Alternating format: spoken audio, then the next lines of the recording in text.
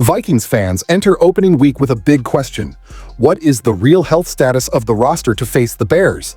This type of information can set expectations not only for Monday's game, but for the entire season. The injury report brought positive signs, but also warning points that need to be understood in detail. Here, you will find out who is truly ready, who raises concerns, and how each situation could affect the team's overall performance. Throughout the video, you will have a complete view of what to expect from the team in the season opener. And the initial spotlight falls on Darrisaw, the left tackle, a key piece in protecting rookie J.J. McCarthy's blind side, went from a complete absence on Thursday to full participation in Friday's estimated practice. The move suggests that the earlier absence was part of a controlled recovery schedule and not a sign of a setback. The coaching staff highlighted that he completed an intense workload at the start of the week, and the logic applied was to preserve the player in an alternating cycle of effort and rest. The impact of Darrisaw's presence is evident in last year's film breakdowns. With him on the field, the offensive line maintained consistency in anchoring against explosive pass rushers, ensuring that McCarthy could operate with time and confidence in the pocket. Without Darrisaw, the drop in performance was clear, forcing protection adjustments with running backs and tight ends that limited the playbook's versatility. In the current context, the news that he is listed as a full participant brings the level of concern down to green. Still, there is caution. The staff does not ignore the need to think beyond week 1, since the player is coming back from a severe left knee injury with ligament rupture. On the defensive side, Harrison Smith represents the most enigmatic situation. The veteran safety has been officially listed with illness since mid-August, with no further details disclosed. He has not fully participated in practice since the 11th of that month, limiting himself to walk-through appearances. Friday's status listed him as limited, signaling some progress, but the prolonged absence raises questions about game rhythm and overall physical condition. With his accumulated experience, Smith is capable of compensating for the lack of formal reps, but Brian Flores' defense relies heavily on his positioning sense and leadership in the backfield. In the current framework, his classification is yellow. There is no confirmation of unavailability, but the degree of uncertainty is significant, especially for a secondary that is still seeking stability. Justin Jefferson emerges as another key name to monitor. He dealt with discomfort in his hamstring, but reports indicate that it is a different injury from the one he faced in 2023. According to the staff, the recovery was not just a return to baseline, but included additional strengthening that may even reduce the risk of recurrence. In practical terms, Jefferson is ready to play carrying a green status. The way he practices, described by teammates as the most intense athlete in training, reinforces the expectation that he will be on the field at a high level, ready to exploit a Chicago secondary whose top corner, Jaylon Johnson, is limited by physical issues. Andrew Van Ginkel also appears among the good news. After weeks away, now with a publicly disclosed neck issue, he returned to the list of full participants in estimated practices. He moved naturally, which reestablishes the linebacker as a reliable piece in the pass rush rotation. His versatility is valuable in Flores' scheme, which alternates pressures from the edges and interior alignments. The level of concern for Van Ginkel is green, as there are no recent signs of functional limitation. Jalen Naylor, in turn, managed a hand issue that required a procedure in August. He now appears as a full participant in practices, regaining his role as a complementary option in the passing game. His status is also green, and his presence increases depth in a unit that, beyond Jefferson, relies on route variety to challenge defenses. On the edges of the roster, Xavier Scott and Elijah Williams remain absent. Neither has practiced in recent days, and the expectation is that they will not be available for the season opener. As depth pieces, their direct impact on the game plan is smaller, but both are still classified as red. The greater impact falls on rotation choices, opening the way for practice squad players or immediate backups to take snaps. Looking at the team as a whole, the Vikings' overall health picture appears positive.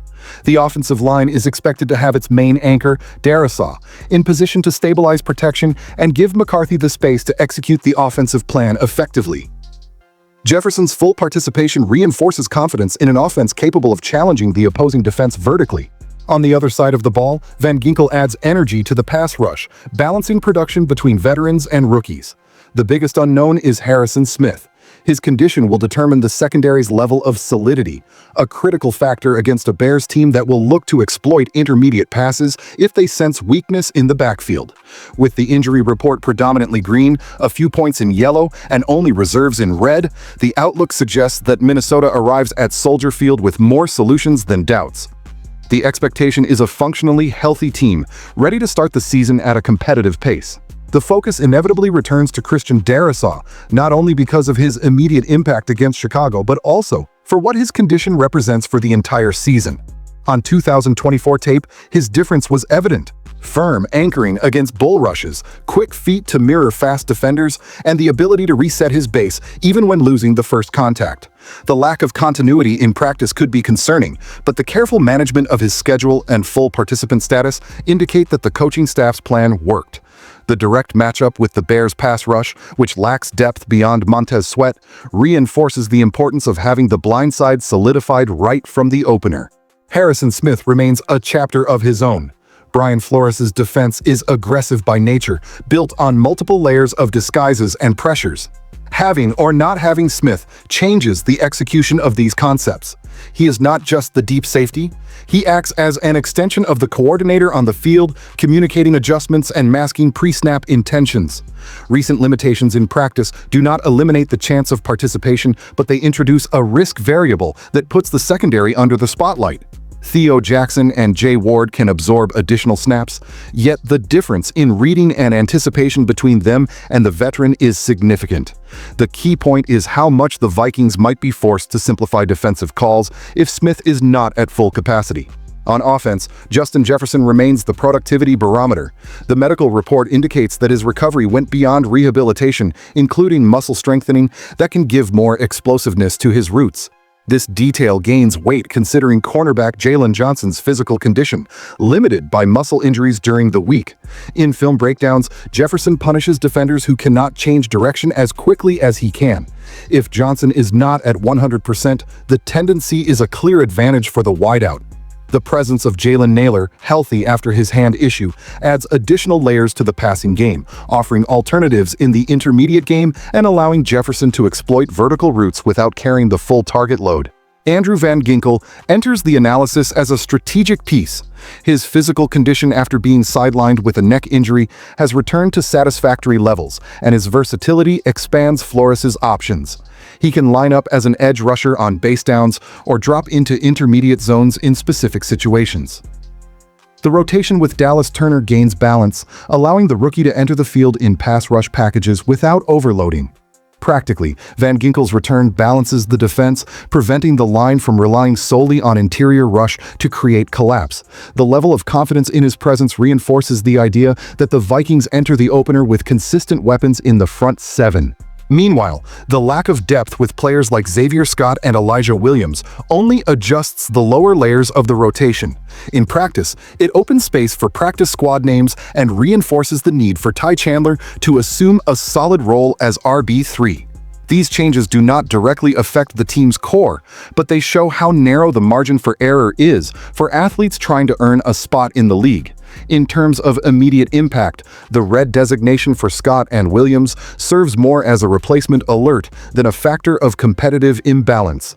In the final overview, the Vikings present a mostly healthy picture for the season opener. Darrisaw, Jefferson, Van Ginkel, and Nailor form a decisive group with green status, capable of delivering production at the highest level.